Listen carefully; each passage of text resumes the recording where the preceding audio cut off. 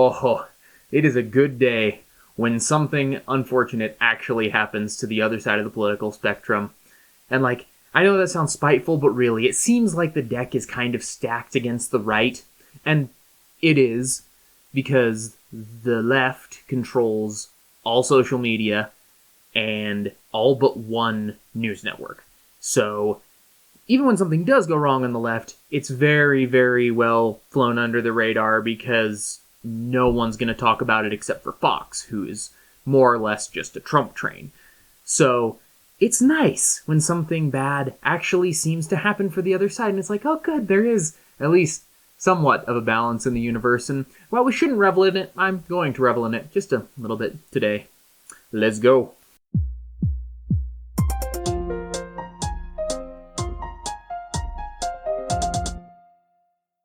I kept my promise. I said weekly uploads, and I actually managed to do it. Now, it's kind of a hack on this one because it was Monday of the previous one, and then this Saturday, it's actually 11 or 12 calendar days, depending on how you count. And so, yeah, I realized I can only pull that trick once. So we're going to be going for every Friday now, since if I try the 11 days thing again, it'll be the week after next. So we're going to be trying for every Friday uploads, and we'll see how that goes. Just bear with me. Oh, it's been a fun week in politics, I'll tell you.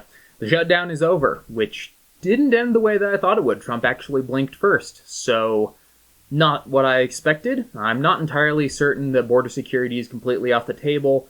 Not really much to say about that right now. Time will tell. But oh, is there ever stuff to talk about in the 2020 election cycle? I know we're not there yet, but I mean, we are there. We're already talking about it. People are already announcing, and it's great because all the people that have announced so far for the Democrats, all the hopefuls, are absolute jokes. And a lot of them I've never heard of. I had to do research on. Most of them probably you've never heard of because most of them are just nobodies. But 9 have already announced. And though not a lot of them have much prospect, I do have some favorites. First candidate, we have Pete Buttigieg. Buttigieg. I'm going with Buttigieg. Pete Buttigieg. I could look up the pronunciation, but I'm not going to, because he's an absolute joke. Mayor of a small town in Indiana, I believe South Bend, a little over 100,000 in population. What makes him qualified to be president? Well, he's openly gay. That's it. That's it. That's completely it. It's hilarious. It's an absolute joke. Even Obama had quite a bit more clout than this guy. Like, a relatively small-town mayor versus a U.S. senator is a big gap. And Obama won mostly, if not entirely, on the amount of melanin in his skin. So the fact that this guy thinks that he even has a shot at president just on the fact that he likes men is hilarious. I love it. One of my other favorites, and I think everybody's favorite, really, everyone's favorite squaw, Elizabeth Warren. I can't believe she's actually running after that Indian stunt she pulled that was an absolute failure. Oh, prospects don't really look very good for her winning in 2020, though we can be certain that she'll have the vote of 1/1024th of the Cherokee Nation. So she's got that going for her.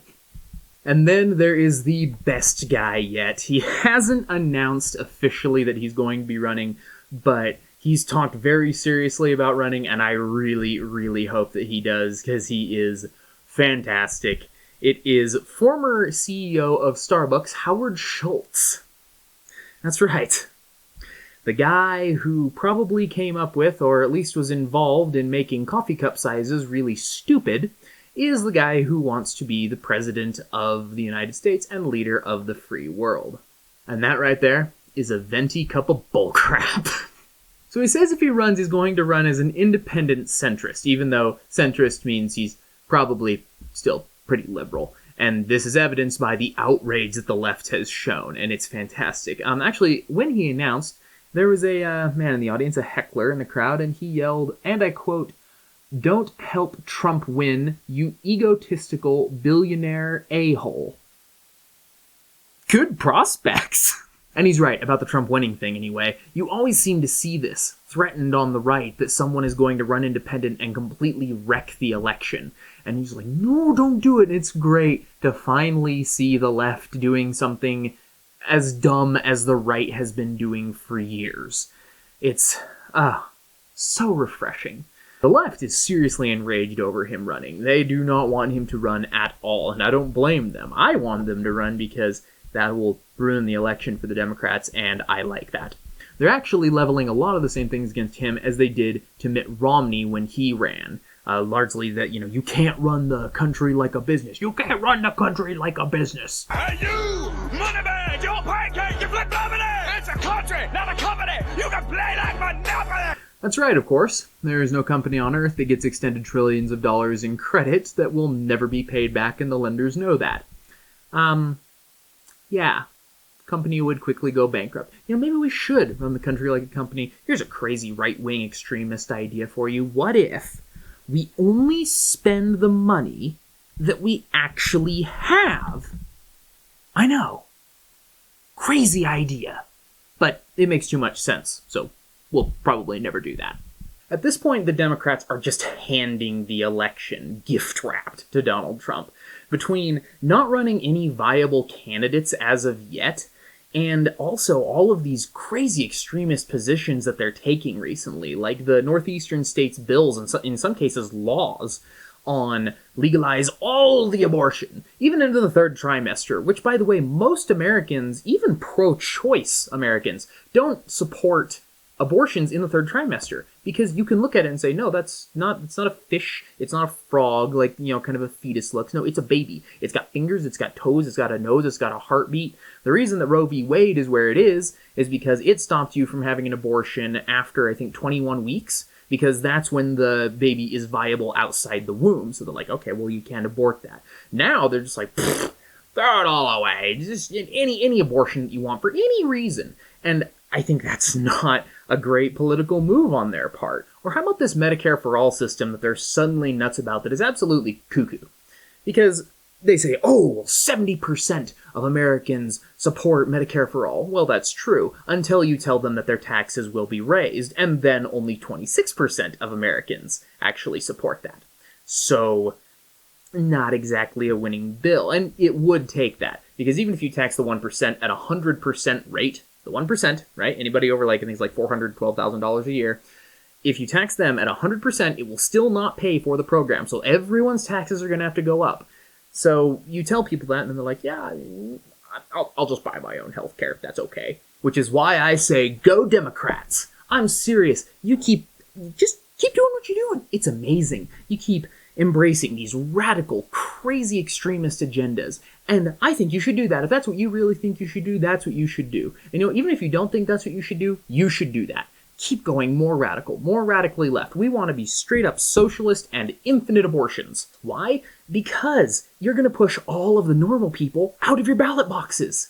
You can't keep doing this and expect to retain your voters. Yeah, some people are going to stay, but you're going to lose participation. You're going to lose, political activism, because people are going to say, I don't know that I can back that. Some people will, but a lot of people are going to leave until really the only people left in the Democrat Party are going to be crazy, screaming, blue-haired leftist feminists. Fast Wi-Fi is a human right, you bigots.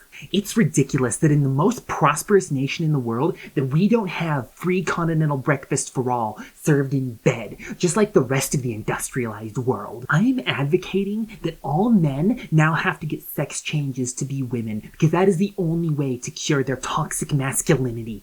I am calling for the immediate execution of all white people, because they are horrible, heteronormative, cisgendered douchebags. And I am not white. I identify myself as African. So, Wakanda forever. So stupid, I can't do it. So guys, if you like this video, make sure to boop all of the buttons down there below the video, except for the one with the thumbs down. Don't boop that one. And as always, go and follow me on Instagram. I'm not doing Twitter at the moment. I'm going to see if I can implement that in the future. Updates and some funny posts and whatnot, and that is @_King of America. Catch you guys on the flip side.